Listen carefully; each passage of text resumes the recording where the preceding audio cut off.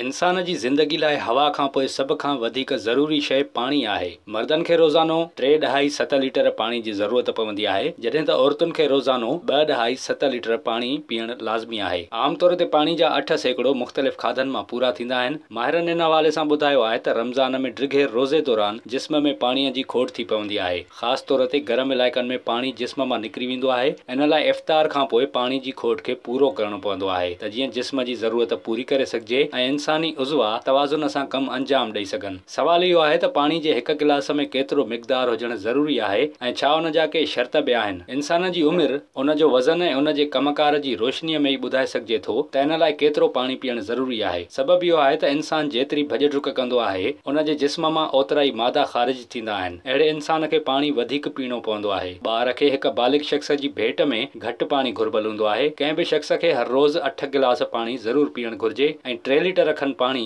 इंसानी जिस्म लाइ ज़रूरी आहे। खाद खुराक जा माहिर चवनि था त पाणी आहिस्ते आहिस्ते पीअणु घुर्जे, जीअं जिस्म उन मां फ़ाइदो वठी सघे। पाणीअ जो गर्मी पद हाज़मे जे निज़ाम ते असरअंदाज़ नाहे थींदो। अहम इहो नाहे त अव्हां गरम पाणी पियो, ज़रूरी इहो आहे त अव्हां पाणी पियो। घटि वक़्त में घणो पाणी बि न पीअणु घुर्जे। ईअं करण सां जिस्म में पाणीअ मां फूड पॉइज़निंग जो ख़तरो वधी वेंदो आहे। विज़िट कयो अवामी आवाज़ मीडिया ग्रुप जी वेबसाइट awamiawaz.pk